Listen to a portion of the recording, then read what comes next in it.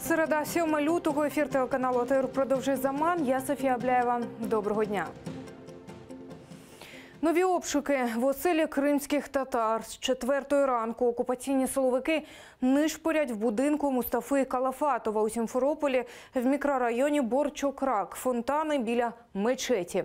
Очевидці повідомляють, що самого Мустафу Калафатова окупанти одразу кудись повезли, а самі почали шукати заборонену літературу та зброю. Обыск в домі Фатма Тата. Ищут запрещенную литературу, ищут оружие и наркотики. И ищут литературу настолько, что даже фоткают Коран. Підконтрольний Кремлю Верховний суд Криму відхилив перші 3 апеляції на штрафи за одиночні пікети кримських татар. Загалом сьогодні суд має розглянути рекордну кількість скарг – аж 13. Я стоял с плакатом «Мусульмане террористы» и хочу поддержать Лутфия Тата с тем, что это адекватная реакция моя личная по отношению к тем репрессиям, которые происходят сегодня в Крыму. Моему доверителю не были зачитаны его права.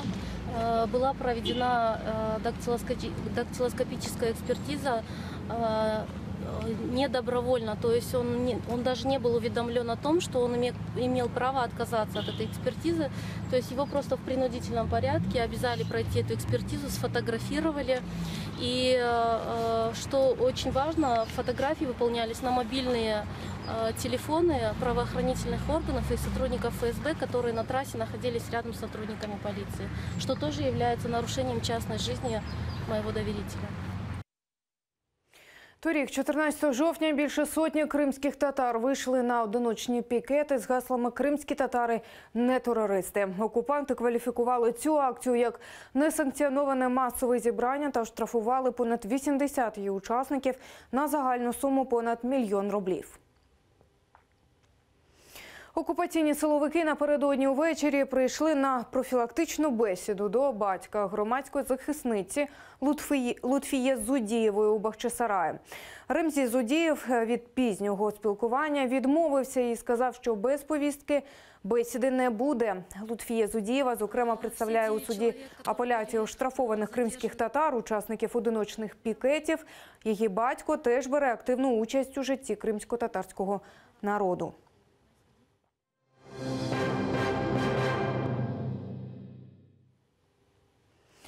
Міжнародні санкції за авіаперельоти до Криму чекають на російські авіакомпанії. Цю тему напередодні обговорювали у представництві президента України в Автономній Республіці Крим. В Україні підготували понад 28 тисяч протоколів про порушення повітряного простору літаками російських авіакомпаній. Збитки від незаконного користування росіянами аеропортами на окупованому півострові становлять понад 3 мільярди гривень. Тепер усі ці факти мають стати підставою для міжнародних санкцій щодо авіакомпаній-порушників. Там эти все суда воздушные, они в лизинге. Есть страховые компании международные, которые страхуют эти суда, страхуют пассажиров. А есть обслуживание этих воздушных судов. Это тоже не в России происходит. Понимаете? У нас достаточно большое количество рычагов влияния на эти авиакомпании, чтобы они прекратили полеты в Крим. Переслідування кримінальне керівництва авіакомпанії, самої авіакомпанії як юридичної особи, відповідно розшук, Інтерпол і так далі. Санкції в Україні, щоб ця авіакомпанія і структури, які з ними співробітничають, не могли в Україні мати легального бізнесу. Санкції, списки Європейського Союзу, інших наших партнерів, щоб ці авіакомпанії там не могли працювати. Проголосувати за себе Путін може у Криму. Про це пише російська газета «Комерсант», посилаючись на власні джерела. Видання стверджує, що виборчий штаб кандидата Путіна розглядає можливість візиту у день виборів до Севастополя. Крим вважається ризикованим регіоном з точки зору явки на вибори, і присутність Путіна може допомогти підвищити активність кримчан, пише видання.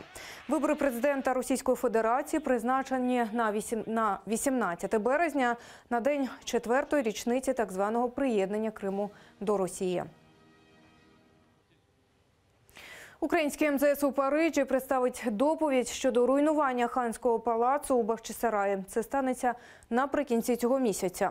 Про це в ефірі телеканалу АТР повідомила Ельміра Блялімова, колишній генеральний директор Бахчисарайського історико-культурного заповідника.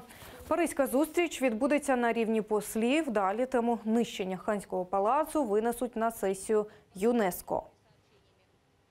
Международное давление в данной ситуации на Российскую Федерацию сможет остановить этот беспредел. Следующий этап – это, безусловно, выступление на сессии ЮНЕСКО.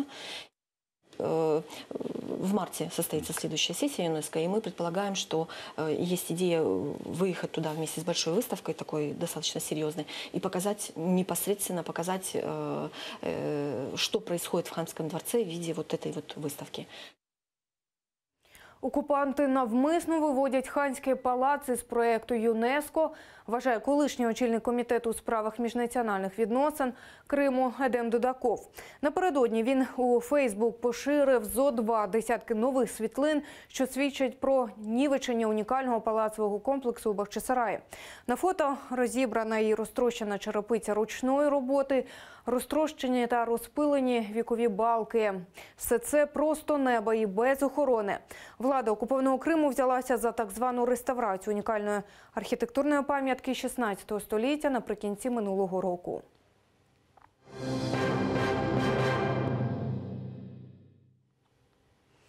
До ув'язненого у Росії за так званою чеченською справою українця Станіслава Клиха пустили українського консула. Про це повідомив адвокат Ілля Новіков. Він разом з дипломатом відвідав російську колонію у Верхньоуральську Челябінської області. Адвокат каже, що застали в'язня у ліпшому стані, ніж він був у тюрмі у Грозному. Проте психологічний стан Станіслава вкрай важкий. Розмовляє він уривчасто, не може довго зосереджуватися на предметі бесіди. Українців Станіслава Клихи та Миколу Карпюка росіяни звинувачують в участі у чеченській війні на боці Грозного. Їм присудили 20 і 22,5 роки тюрми. Консулу выдали выписку из истории болезни, где говорится о том, какие препараты ему давали. Там упоминается, что ему несколько раз прописывают циклодон, это довольно мощный такой психотропный препарат. Мы еще будем консультироваться с специалистами-медиками о том, насколько все это повлияло и насколько вообще тяжелое состояние, может быть, психическое, которое мы, как дилетанты, не можем наблюдать. В любом случае, та информация, которую мы получили, нам поможет сориентироваться о том, что происходит со Стасом и какие у него перспективы в ближайшее время.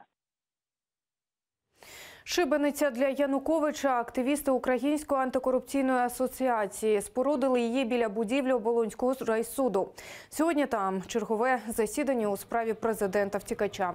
Януковичу інкримінують вчинення державної зради. Саме через це Україна втратила Крим та частину Донбасу. Організатори акції вважають, суд вже надто затягнувся і вимагають для екс-президента України справедливого вироку.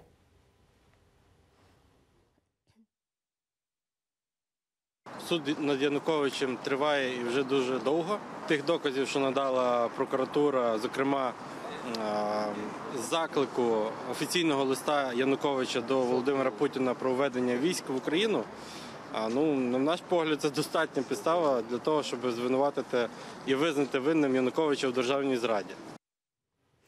Житло за півціни. В Україні поновили державну програму, що дозволяє переселенцям з Криму та Донбасу придбати квартиру, сплативши тільки половину від її вартості. Які документи для цього потрібні і хто може претендувати на цю програму, дізнавалася наша Олена Стецюк.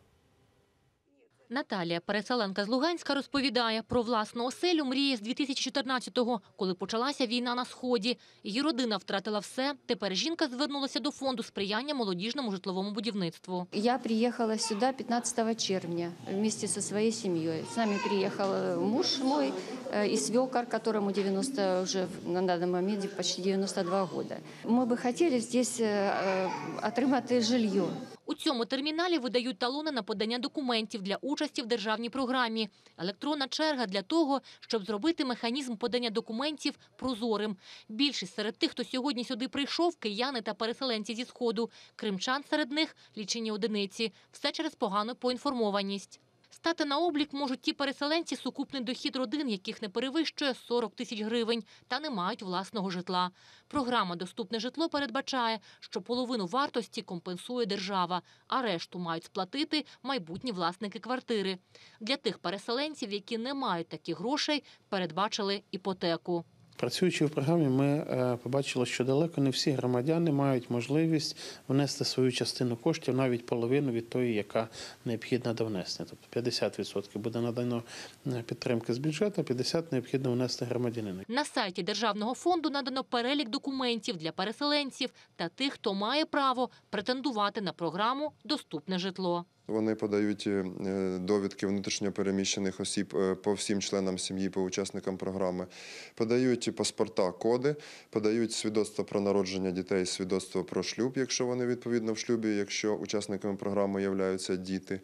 І також, якщо сім'ї переселенців вже зареєстровані на підконтрольній Україні території, вони подають довідку про реєстрацію місця проживання. Цьогоріч для внутрішньо переміщених осіб держава виділила 100 мільйонів гривень. Це в 3 рази більше, ніж у 2017-му. У фонді заявили, потреба на забезпечення житлом тих, хто стає на черзі – 1 мільярд гривень. Ті, хто отримав ключі від осель у цей будинок в Києві, заселятимуться за кілька місяців. У цьому столичному будинку за державною програмою «Доступне житло» вже отримали 18 родин переселенців квартири. Будинок зданий в експлуатацію і очікує на своїх господарів. За 7 років існування програми «Доступне житло» майже 4 тисячі родин в Україні заселилися у власні оселі.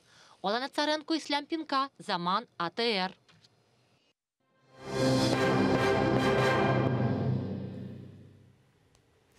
Місія виконана. Надважка ракета «Фалькон-9» покинула орбіту Землі, перетнула Марсову і прямує до червоної планети. Незважаючи на те, що один із прискорювачів розбився, експерти вважають подію історичною. Це перший комерційний запуск корабля, який може підняти 63 тонни вантажу і доставити на Марс. Як корисне навантаження, автор проєкту Ілон Маск віддав своє особисте авто вишневу Tesla Roadster. Тепер вона з манекеном за кермом із мелодією Девіда Бові «Space Oddity» мчить космічним простором на швидкості 11 кілометрів на секунду.